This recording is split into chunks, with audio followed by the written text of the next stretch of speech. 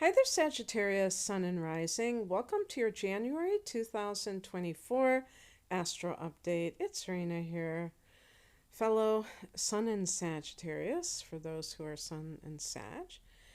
And so what's happening as we enter the new year?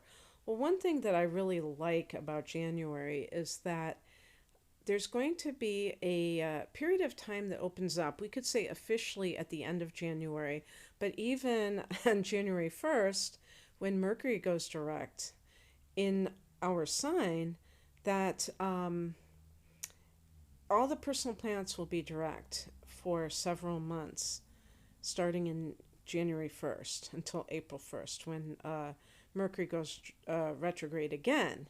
But even then, it's just for a few weeks. So the reason I kind of mention the end of January is because Uranus is going direct on the 27th. So that will officially be when all the planets are direct. And when all the planets are direct, then there is like total forward movement. That's basically what it means. So on the 1st, Mercury does go direct at 22 degrees of Sagittarius. And Mercury, as I record this is towards the middle of December, and Mercury is about to go retrograde as I record this in a couple of days. Now, when it goes retrograde, it's going to be, I think it's like something like 8 degrees of Capricorn or something like that. But that's going to be in the second house of earned income, and then it will eventually go back uh, into Sagittarius. And then in January, on January 1st, it goes direct in our sign. So there are different ways to take this. It can be something like, the second house can be the money that you earn, but it can also be your self-esteem. So you may be thinking about issues connected to self-esteem. Who knows? Maybe even also connected to the money that you earn or the money that you charge. That could certainly be what's going on. What is your value to others as far as your services go? And, the Capricorn energy, we've been having Pluto in Capricorn recently. And it had gone into the third house, into Aquarius, and it will go back there in January. But that might also be featured into this because Pluto is about transformation and empowerment. And in the second house, this can be as it pertains to material resources. So when Mercury goes back into the first house, you're thinking about how you project yourself, how you behave around other people, and what that could, um, whether that needs to change, be tweaked. So yeah, how you regard yourself is another one. So if that has to do with self-esteem. Some people have negative self-talk, and they have to learn how to change that around. If you've ever heard about rewiring your brain, that's one of the ways, because sometimes it can come so easily to just do things like that. And even like if it has to do with selling and being a salesperson, if it's your own business, for instance, when it's in your second house and looking at the money situation, then you can say, you know what, I need to be this way, because, and not in a fake way. Maybe it is more authentic and open. Maybe it is more firm if you're a pushover and you feel like people can talk you down in terms of price. Who knows? It could be like, I mean, and you don't even have to be working for yourself. You could be working for somebody else, and you're trying to negotiate or something. about salary. There could be, various possibilities. So, on the 4th, Mars goes into Capricorn in that second house of earned income. So you see, some of these things can be connected where you spring into action. You feel that sense of urgency in terms of wanting to earn money. Or that's just maybe not urgency, but just desire. And you're just kind of like ready to get down and, maybe work overtime, do something, work 2 jobs. There could be a particular reason, or you have an opportunity that is presented to you to do just that. And, speaking of that, exactly 1 week later, the new moon occurs in Capricorn in that second house at 20 degrees of Capricorn. So that would be the 11th of January. So that can, and also if you add up, 2024 is a 8 universal year, which can be about material power and wealth, in other words. But if you add up the whole date of that new moon, it adds up to an 11, and it's a 111 portal too. So it really does have that vibration of new beginnings. So for you, this is in the area of earned income. There are new developments here, perhaps.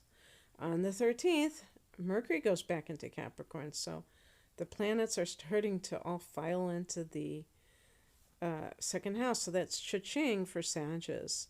There's just this great, lineup. Money might be flowing your way. But, with Mars here, it might not just be flowing. It could be like you're hustling it into action. And on the 20th, the Sun and Pluto both go into Aquarius, and this is your 3rd house. And this is very interesting because it's the same day that the Sun goes into Aquarius. The 3rd house is the house of communication, teaching and learning, and it's also your siblings. So you might be, there might be something going on with them in the next month or so that you are dealing with them more than normal. But with Pluto here especially, this is the house of the mind. So this can be about transformation of your mind. Maybe you are committed to some kind of practice. Meditation is definitely one potential practice that can make your mind much more, transformed from what it used to be. If you have had issues in the past with everything from self-limiting beliefs to fears to, mental distractions and kind of trivialities, you can find yourself with a profound mind when Pluto is here. On the 23rd, Venus goes into Capricorn. The Venus is a ruler of the 2nd house, so that is very good for money as well, but especially attracting it, not having to work as hard. But Mars is still there, so you may not mind being active doing it. Maybe it's a combination of like, hey, part of the income that I receive is from something I'm actively doing, and something is passive for me. On the 25th, a full moon is at 5 degrees of Leo, and this is in the house of fun for Sag, This is the house of pleasure, romance, creativity. So you could be having these amazing ideas, creative ideas that you can act upon. This might be a very romantic time for you for whatever reason. Sometimes I envision this as somebody who is in a situation where they may have a friend that they are hanging with, and they discover that this person is actually a love connection. Because the full moon can bring awareness of something. It's also possible on the other end of the spectrum that you could fall out of love or just kind of let go of feelings for someone. And that can be a good thing if you feel like you haven't been able to shake somebody emotionally. On the 27th, Uranus goes direct at 5 degrees, at 19 degrees and 5 minutes of Taurus. And this for Sag is your sixth house of work, service to others. There may have been a haphazard energy here. If you are one of those people who does contract work, and actually when Uranus is transiting a person's sixth house, they may be doing more contract work, irregular types of schedules and things like that. Maybe that was kind of thrown off kilter for a few months, and now you are going to be continuing with that. Same with computer work. Uranus rules technology. So these things may kind of come back up to speed for you in some way. Or, just I think when the best way to describe Uranus in the sixth house is that the person finds themselves with a schedule that is a lot less predictable than they're used to. For Sagittarians, this is actually, I think a lot of Sages like this setup. So if you're one of them, this should add stability to whatever's going on, because sometimes, Uranus can indicate that things are unstable, and as far as work is going, that may not be that appealing to some Sages. That might have something to do too with Mars going into that second house, where you're just trying to hustle every way that you can to kind of counteract anything that is not predictable for you in terms of the work that you're doing. Okay, Sag, that's what I have for you. I hope that this resonated.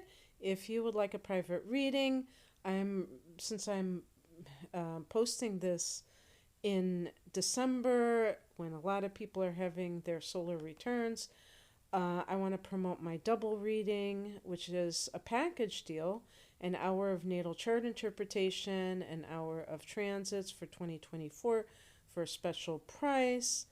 And that package plus a full-length tarot reading, there's also another package deal called the whole enchilada, and I have standalone readings